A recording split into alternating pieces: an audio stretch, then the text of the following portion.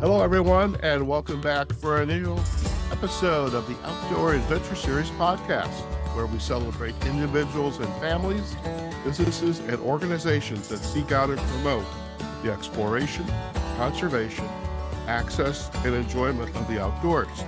Our guests today are Terry Adkins and Jean Wise. Terry and Jean are authors of Iditarod Sled Dog Tales and Tales.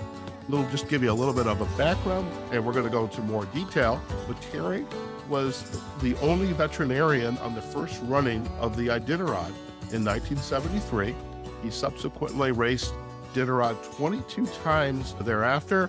Terry and Jean currently maintain a kennel of Alaskan huskies and belong to organizations that enhance the well-being, progress, and research of working dogs. Terry and Jean, it's a pleasure to have you on the Outdoor Adventure Series podcast. Thank you for having us. Thank you. Fantastic. And I have to share with you, and I don't remember the exact date, but I went on a holiday to Alaska. I wanted to visit the Alaska Railroad. And I remember going up to, I took the Alaska Railroad from Anchorage to Denali to Fairbanks, and I think it was in Denali, or maybe it was Fairbanks, I can't remember, but there was a Alaskan husky camp, and I got to meet these working dogs, and I have to say, I love dogs. My roommate has a cat. It's a little pain in the neck, but when you give me a dog, especially a husky, I turn to goo because I just can't get enough of them, and just gorgeous dogs. And when, Amy Grisak, my friend from the Outdoor Writers Association of America, mentioned you last week, I thought, man, I need to interview you guys. And so here you are. Thank you. Thank you. So let's start off with just a little bit of a background about the two of you. Terry, why don't you jump in a little bit? Give us a little highlight of your background and how you came to get involved in the world of Iditarod and working dog type activities. The Air Force assignment took me to Elmendorf, Alaska, where I was the base veterinarian. And being the base veterinarian, I was offered a team that was an Iditarod, or not an Iditarod, but an Air Force team back in the 70s that had been disbanded and shipped to Fort Yukon Air Force Station. Well, Fort Yukon, the boys were tired of taking care of sled dogs, so they tried to talk someone into taking them. And I was the logical receiver of Air Force goods, I guess. Anyway, I was the base veterinarian and involved a little bit with sled dogs. And Joe Reddington Sr. thought I was the most logical person to go along and oversee the care of the dogs on a 1,049-mile race. Okay. So I would hear they could talk into going along as a veterinarian. I think that's pretty amazing. Now, going along as a veterinarian, were you on a sled? Were you in some type of support vehicle? I was in a Super Cub for a while. I was in a 180 for a while, but they would fly me from checkpoint to checkpoint, sometimes returning to a checkpoint that I'd just left, and once landing on the Yukon River where I could examine a team of dogs. Another quick question. As the base veterinarian, was your purpose strictly those sled dogs, or were there other animals that you were responsible for? One of my big jobs was to go to the Aleutian Islands and inspect the seafood canneries. Okay. So I would go to Coal Bay and points beyond and look at salmon canneries and shrimp canneries, inspect them because the Air Force had contracts with these canneries. Plus I had duties on the base, food coming in, food inspection, sanitary inspections. Yeah. I happened to be in the right place at the right time. And I was, like I said, the only sucker, a veterinarian that could be talked into going along on the first Iditarod. It was fun. It was totally enjoyable. And I thought, at one time, I thought, I think, uh, I think I could do as well as some of these people that are racing. So in 74, I took a team over the Iditarod Trail, basically 12 dogs from out of the dog pounds around Anchorage and Elmendorf. And I completed the Iditarod and thought that I would not be back on it ever again. Wound up going to Shishmaref, Alaska, where Herbie gave me a good sled dog that I'd tried to buy the year before. Or anyway, that's my reason for being in dogs, I guess, is I got one good dog. There you go. You know, it's funny. I did an episode not too long ago, and I don't think I've had enough coffee to remember his name, but he raises hunting dogs, spaniels, and his comment was, "One good dog can change your life." And you've just repeated that story, so I love that. I love that. Gene, tell us a little bit about your background.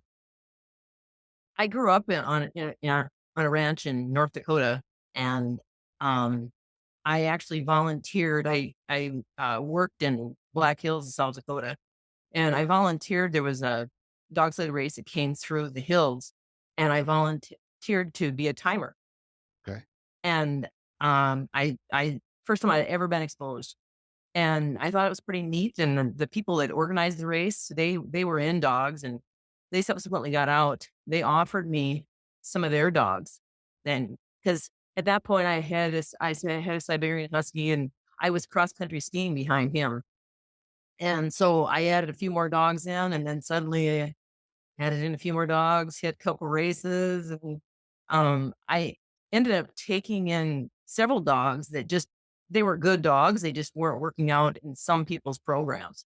Okay. And had this hodgepodge of dogs. Nobody matched. They were great. They were just the really cool.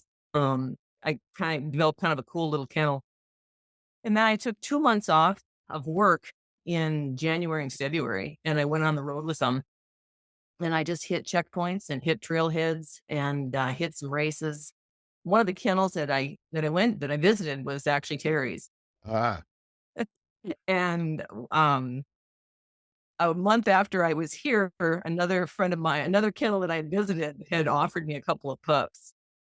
And that's a whole nother long story. But what happened is I went over and got those dogs, and Terry said, "Well, you know where you're going?" Because this guy lived off grid and where I was going. And I said, "No, I don't have a clue." And he's like, "If you don't know, you're you're not going to get there by dark and whatnot." Anyway, he said, "I've known him for years. What did I go along? You want to?" So here I am with these recreational motley crew of dogs, and I had Terry Adkins in my sled behind these dogs.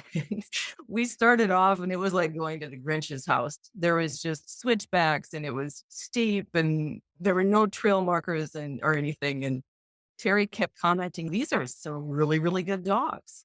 I said, "Yeah, they're doing a good job." And we go a little further, and he's like, "Boy, these dogs don't quit." And I said, "Yeah, they're fun to travel with." And we kept going, and then pretty soon he's like, "What are you gonna do with these dogs?" And I said, "Well, I'm having fun doing what I'm doing." And he said, "Well, you ever thought about partnering?" And he goes, "I have some good dogs too, but I'm getting too old to race." And he's like, "I think if we put some dogs together, we could build something pretty good." And so anyway, here we are. I love that, and this is by far the coolest, how I met my, partner, best friend forever kind of story, so I think, yeah, you guys are definitely on the top of the list now, so thank you for that. So, the what I'm curious, what goes into making a dog that can handle the rigor of a trail like I did around, or any place else for that matter, where there is outdoors, there you have to get from point A to point B, however long that is. What goes into making a great sled dog? Go ahead. I think after being here for a while, the dogs that we're seeing on the Iditarod Trail This year, as well as the last several years, this race has really, really progressed. And several of the other types of races, sprint races, staged races, have made phenomenal advances in the last couple of years. So much of that goes back to breeding. And with good breeding, you have to have very good husbandry and you have to have good care. And you have to have, obviously, if problems arise, quick and decisive treatment for these dogs. So I think it's not just one or two things. And then, of course, Terry, in his span of time, he's been able to be involved in various research stuff where they're looking at nutrition. The nutrition for what they've done with dogs, even since I've been in it, is just leapt phenomenal strides. So it's a number of things. However, um, I think for the dogs that are doing it, so many people know what those bloodlines are, and they are so proud of them. And we were talking this morning. We've been watching this kid on Iditarod, and he's a rookie, and he had I think he mentored under some pretty fantastic mushers. This kid's only like 23 years old.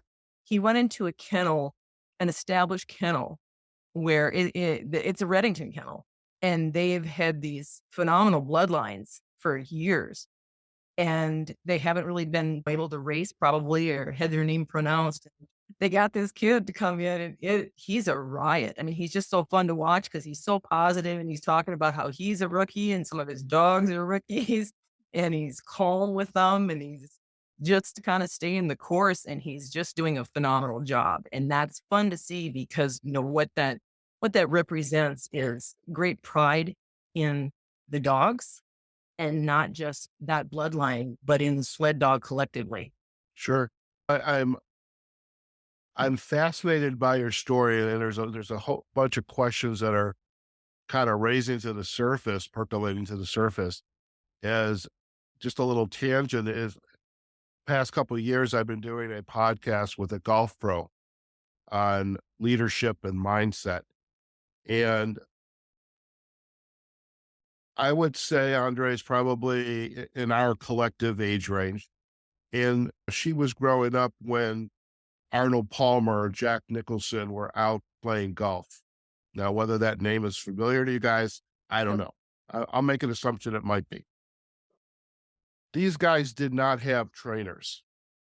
Okay. They probably learned, maybe they had a coach here and there, but the golfer today, the champions today, like, have no idea who they are because I don't really follow golf too much.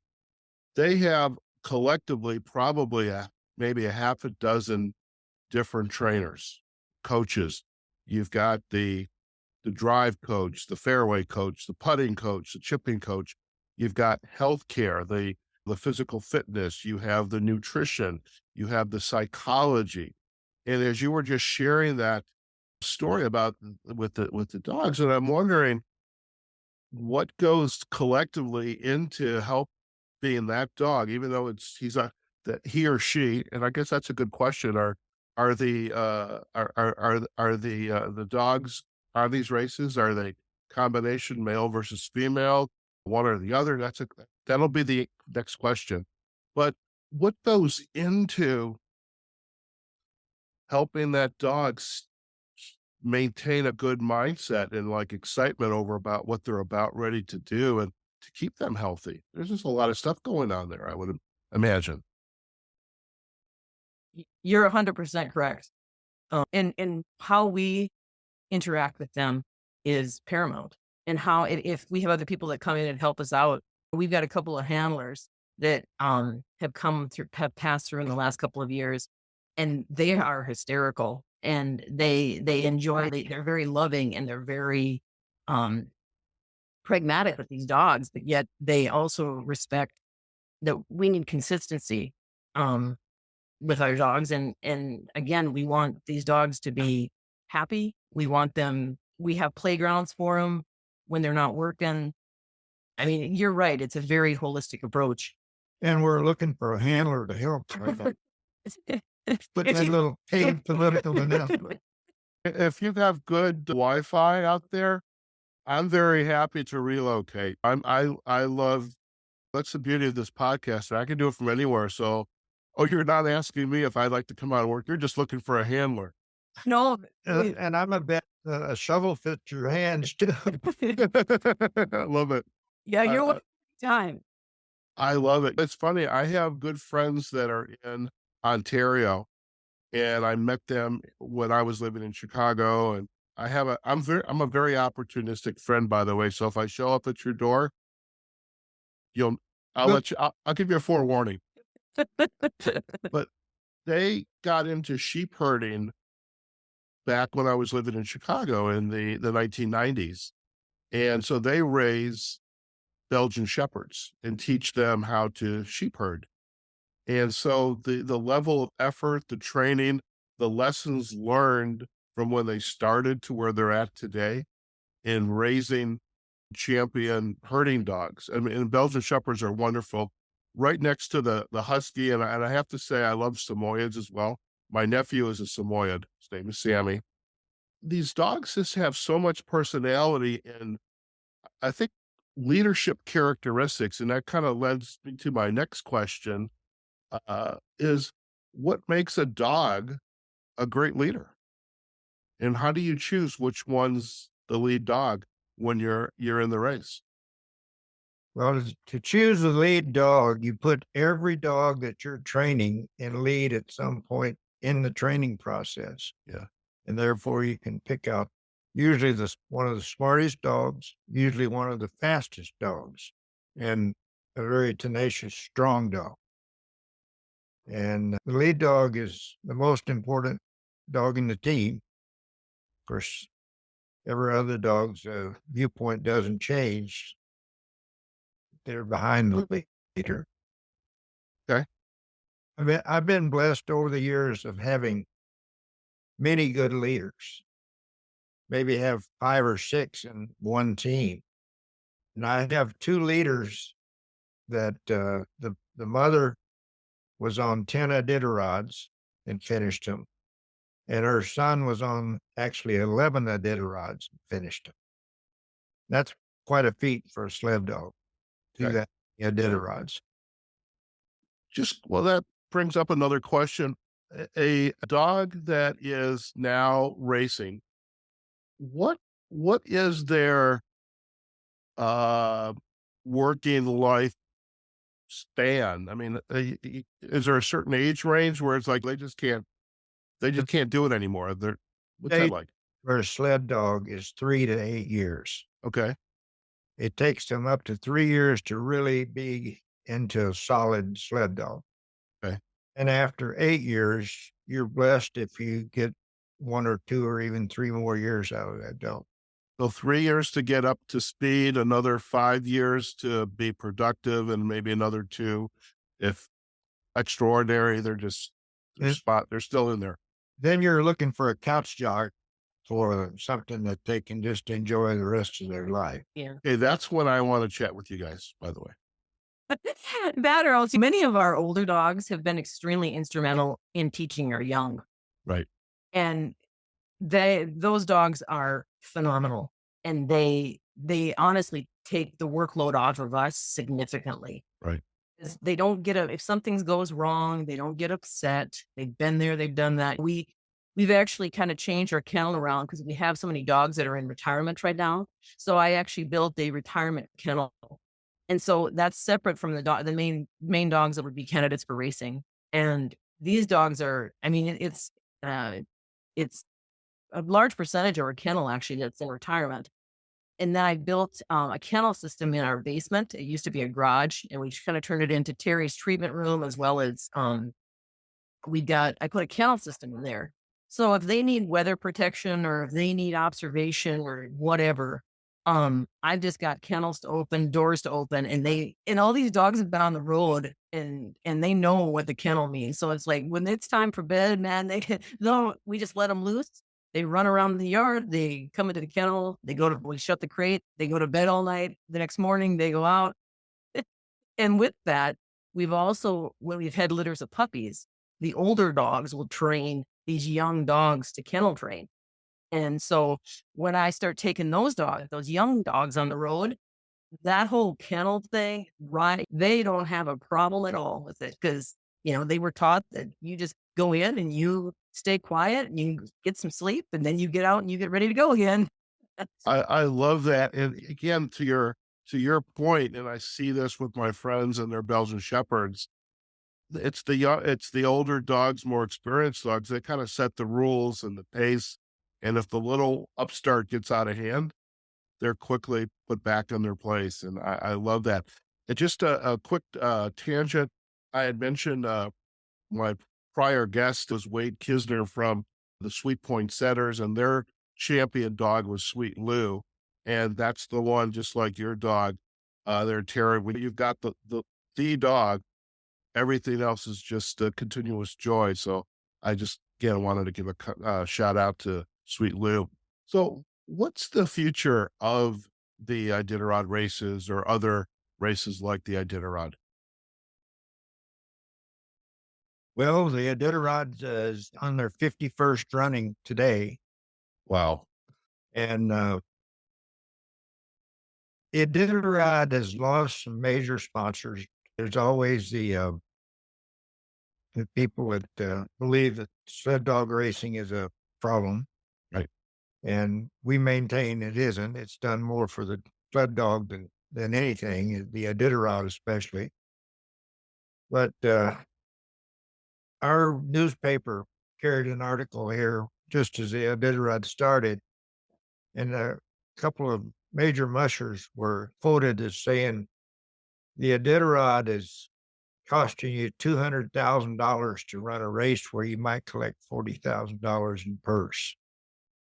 So there is a discrepancy in is what your efforts are worth, and without sponsors and without infusion of dollars, it's hard to maintain the Iditarod.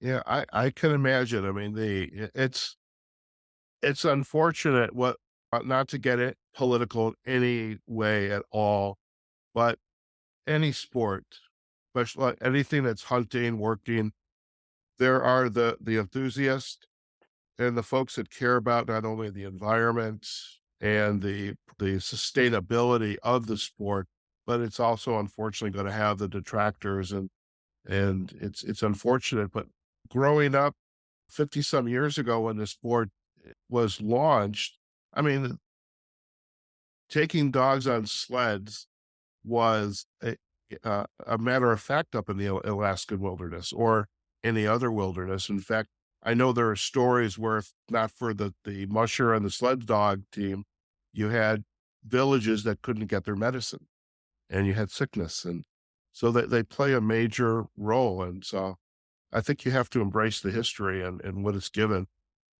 Besides the advances in the breeding, the blood, the strength of keeping the strength of the a bloodline as optimal as possible, the health care of the dogs, the nutrition, the mindset. What other advances have gone into making these races much more efficient and not as taxing on the sled teams? I think Terry started to kind of to allude to this, but the Iditarod, and then you brought up a very good point about how the the so much of the Alaskan heritage was dependent upon these sled dogs, and because of the Iditarod, it it re invigorated that culture, and it kind of brought some spectatorship and some interest into that again, because it was kind of getting phased out again for a lot of the same reasons. It's harder to it's hard to maintain a kennel when you can go put gas in the snowmobile and get from point A to point B. But I think the Iditarod has spurred such a bounty of data collection from the veterinarians. I mean, every year there's studies that are going on with these dogs to again enhance their ability to progress, and as well as there's studies on nutrition. There's study on the musculoskeletal stuff, and many of the veterinarians that work Iditarod go back to their practices, and they have stated it really has enhanced their practices because of the evaluation of the musculoskeletal system and the gut issue, like the stomach issues or whatever issues, because all of those are being studied while these dogs are running, and we're seeing like longer effects. Like you were asking ages of sled dogs. Some of our dogs, I mean, we've got some 16-year-olds here, and some of these dogs are living longer in life. And so much of that applies to their activity level. They get good nutrition year round. They get clean, good water several times a day. They get sort of social interaction. They get the stimulation of traveling. They get all these wonderful things. But there's also incentives from these veterinarians to promote studies within vet schools, and they have awards for some of these studies that are being done that way. It's prompted dog food companies to make better products because Mhm. they study them while these dogs are running down the trail. It's caused some of the more arcane and many times undesirable training methods to be those are banned, and it's developed better trainers.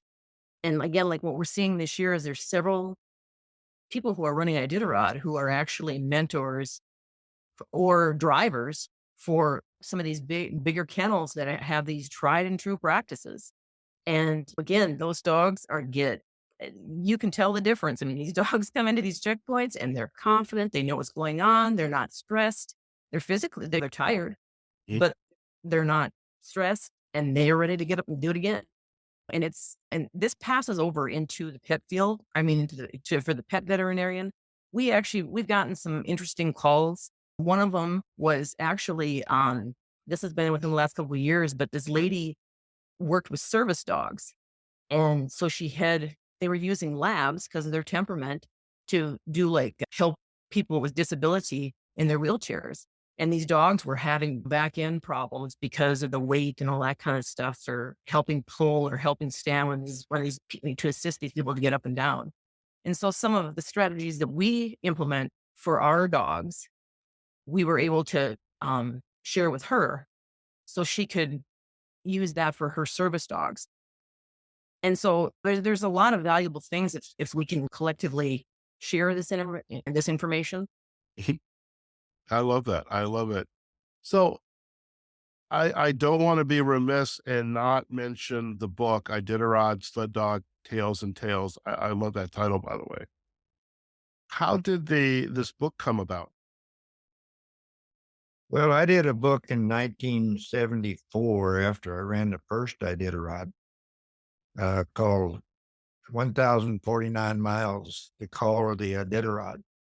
And I wouldn't advise you to go looking for it to buy it because it's up to about $300 on eBay now. Okay.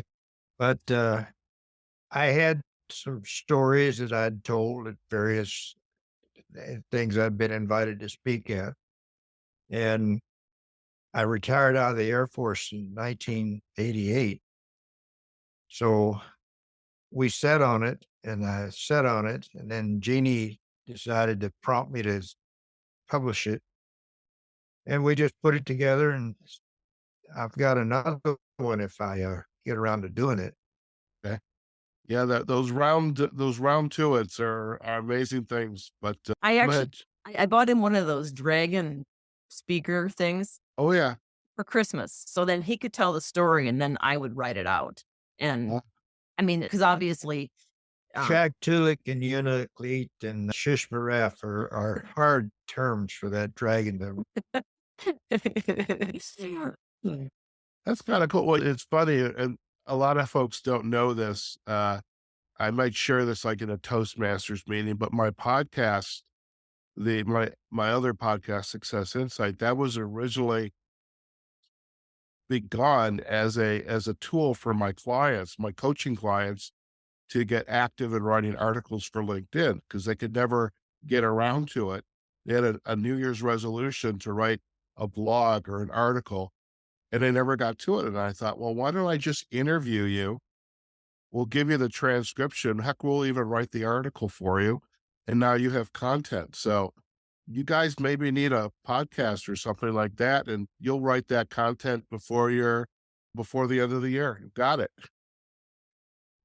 So I'm curious now, what has been the reaction to the book? It's been out for a couple years. What's been the reaction? It had been out for a couple of years. Yeah. Has it? Yeah. You know, We, we've kind of been delayed a little bit, and we haven't really done any kind of marketing thing so yeah. far at all. I mean, shamefully. However, life happened, and Yes, it does. yeah, something like Terry's had some. I've had more whittling done on me this last year than I've had my whole life. Yeah, One doctor does his surgery just to refer me to the next one. yeah, It's like it's all of a sudden it's like that appliance they give a 1-year warranty. Everything's perfect until a day later after that Yeah. warranty ends. but the stuff that we've gotten so far is people just enjoy the stories, and I always ask them, well, which part do you like the best? Because the book is broken up into 4 parts, essentially, and some of it, many times people, for example, said, I had no idea that you had to do all these preliminary races before you could race at Iditarod. And I had no idea that you had to be up there and get blood work, and you had to do EKGs on all your dogs, and you had to do all these that there was teams of veterinarians at the checkpoints and stuff.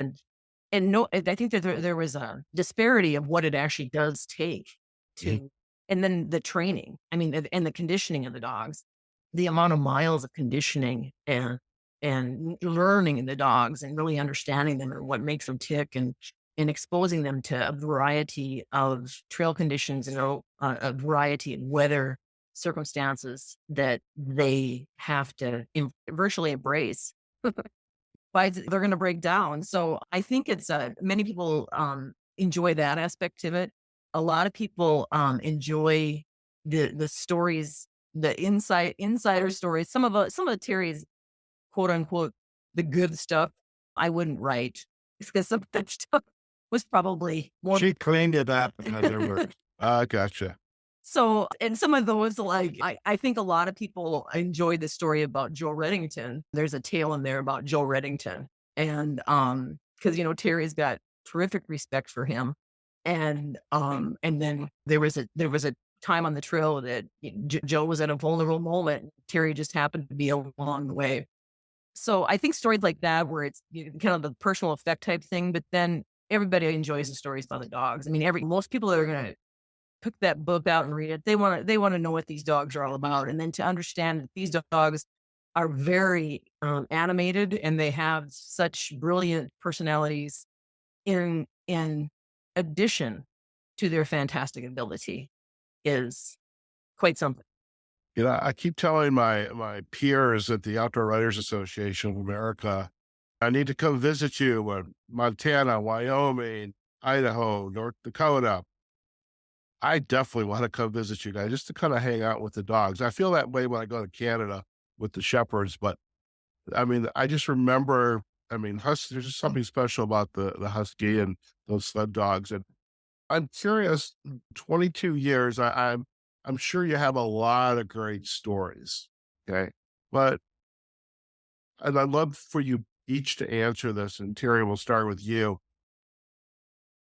When you're out, your team, there's a lot of miles ahead. There's a lot of time concentrating and helping and directing the team. 2 questions. What's going through your mind in the moment of this one leg of the race? And that moment feel like for you when it's you and the team? To pass the time going from a checkpoint to a checkpoint, I'm usually taking the distance and dividing by the time I'm going to be on the sled. So I'm looking at miles per hour, so little to keep me awake. And of course, I'm looking at the scenery too. I've seen mountain lion, I've seen wolves, I've seen buffalo, I've seen elk. I've even shot elk from off the dog sled. But you're enjoying the ride, I've always said. If you if you go along and just take in what's available to look at. It's beautiful country. Alaska can have some of the most beautiful country and some of the most desolate areas, but still it's wild and it's free and it's beautiful. Okay. I have to say, when you mention all the other animals that you're coming across as you are on the sled, I probably would not have had shooting an elk at the top of the list. There probably would have been a couple other animals up in the food chain, higher in the food chain, but Well, I was actually hunting elk that day and I got into a herd of them and okay. missed a 6 point, took a spike, which was, Okay. and I hauled it out with a dog team. So you were just that was just gonna be dinner. No, Future dinner, several dinners. dinner, several dinners. Okay, I get it now. Gene, how about you?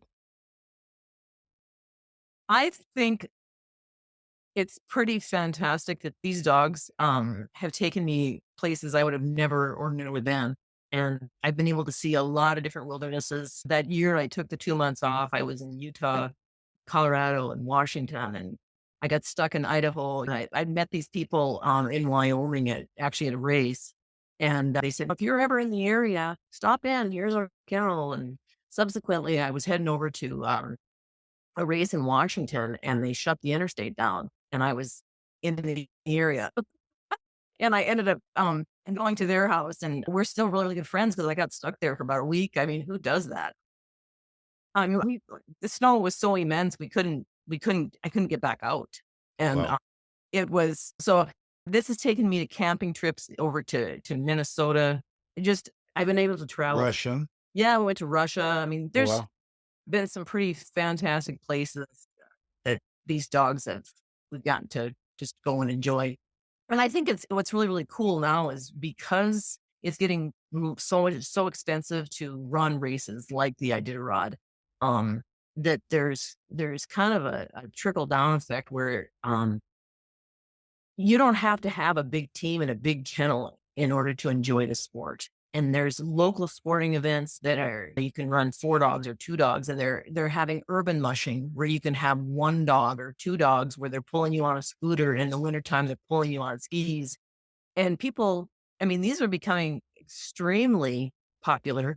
Terry's actually there's, some Bitterroot mushers in Montana that have invited Terry over to be the marshal for a dryland race, Okay. in fall. So, these are some really fun things that's happening so many times when and you don't necessarily need to have a husky to do that. I mean, you can train most any dog to do this. So sometimes when people get these medium-sized dogs that come from the pound, that's a perfect outlet where you can start sharing. If you like to hike, you can cover a lot of ground on cross-country skis if you have the help of a dog.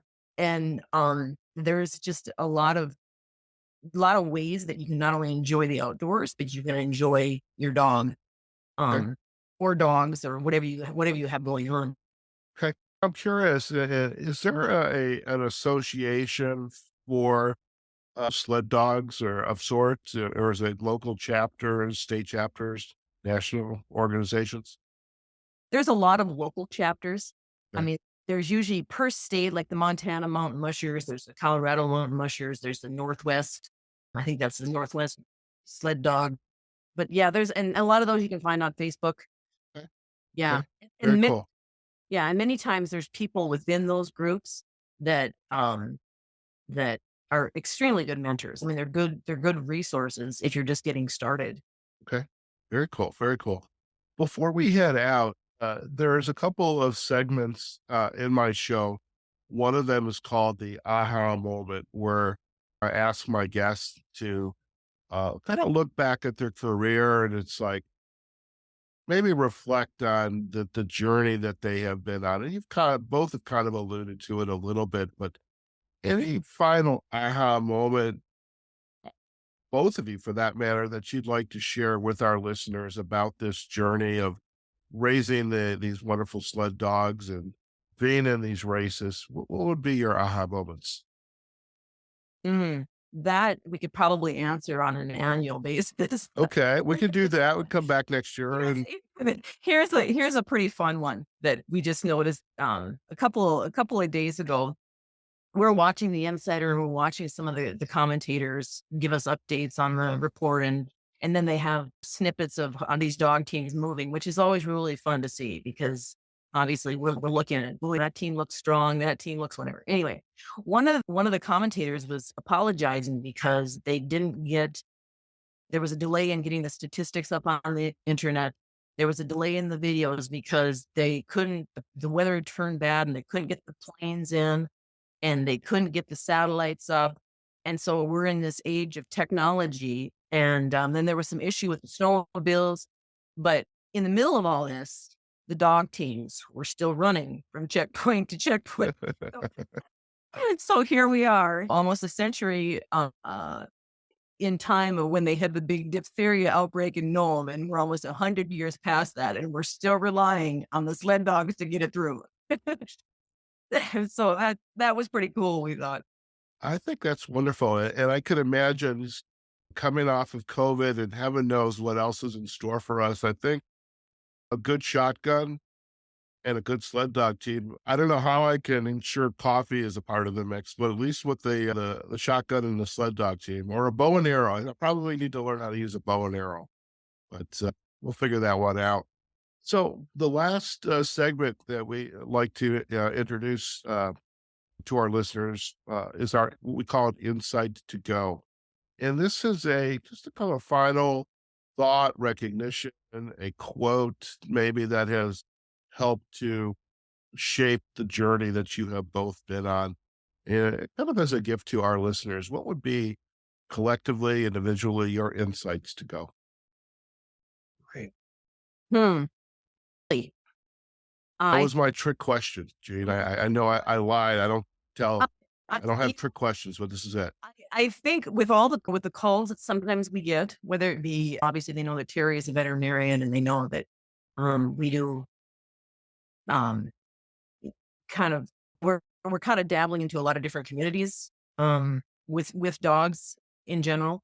One of the things, whether it be training or care or husbandry, is one of the things that I always go back to is that dogs are puppies until they're 3. And the guy that I mentored under used to say that to me. And what he meant was, even though they have the physicality and they have the this enthusiasm to go and do these wonderful things, sometimes they're just not mature enough and developed enough, and they're not probably as consistent enough, no matter what the training, until they're about drinking age so Dog ears. so sometimes if you are having an issue with a younger dog, or you think, golly, I don't know why they're having, they lost their head today. They're about 2.5 and they're, like we'll have these dogs and suddenly if they turn it on, they want to be out in the lead and they're doing a great job at lead. And then suddenly they just like do something crazy. And you think, where did that come from? And then you realize, well, they're a teenager and we just had to suspend their license for a couple of weeks and kind of get their heads back on it, and we'll try them again. I love it. I love it. Well, listen, I really appreciate the two of you taking the time out of your a wonderful day. I know, man, I can imagine you're gonna probably out afterwards taking care of the dogs and then some. But just being able to come on to the podcast and share your journeys collectively with our listeners, and it definitely expands what we have been able to share on the Outdoor Adventure Series. So I appreciate your time, both of you. And if our listeners would like to learn more about the Iditarod racing, or maybe just want to chat with you two about it, maybe another story that comes out as a result of this podcast, where would be the best place for them to go? Sleddogstories@gmail.com. Fantastic. Okay. And we are also going to provide a backlink to the book on the Amazon. So folks will from who listen to this episode, be able to go out there and take a look at the book and decide whether it's right for them. But I think anytime dogs are in the mix and good stories, you can't go wrong there. So I appreciate that. Terry, Jean, it's been a pleasure to have you on the Outdoor Adventure Series podcast. Thank you. Thank you. you We for your appreciate your time and efforts. All right. Listen, stay on the line. We're going to do a quick close and you and I can have a final chat. Okay. Okay, thanks. All right. Okay, folks, there you have it. What a great episode. We've been chatting with Terry Atkins, a veteran, a veterinarian. Jean is a nursing background, but really collectively, there's stories about the world of sled dog racing. And they're also the authors of Iditarod Sled Dog Tales and Trails. And what I really appreciate about this episode, one is I love dogs. Not that there's anything wrong with cats, but I love dogs. And huskies are definitely up there in the mix for me. A shout out to my friends Stephen and Renee back in Ontario with their wonderful Belgian shepherds. And of course, my nephew, Sammy, who's a Samoyed. I'm pretty sure Sammy would enjoy some sled dog running. So I have to talk to Terry and Jean about that. Hope you enjoyed this episode. Just some great information about the world of sled dogs and the Iditarod, and just it's definitely an area topic that I don't know or did not know as much about. And so I appreciate my friend Amy Grisak making this introduction so we could get Terry and Jean on the website. Now, if you do have questions about the world of Iditarod and sled dogs and anything about the upkeep and the world that these two are very immersed in, do reach out to them at sleddogstories@gmail.com. Provide the backlink in our show notes. And we'll also have a backlink to their book, Iditarod Sled Dog Tales and Trails, available it's in paperback. We'll give you a link back to Amazon as well. Now, if you enjoyed today's episode, do visit us at outdooradventureseries.com. We're going to have some photos integrated into our show notes. You can also find us on LinkedIn and on Facebook. And the episodes are also on whatever podcast directory you get your podcast from. So we hope you enjoyed today's episode. Folks, wherever you are, whatever you're doing, go out there, have a phenomenal day. And we will see you on a future episode of the Outdoor Adventure Series podcast. Take care now.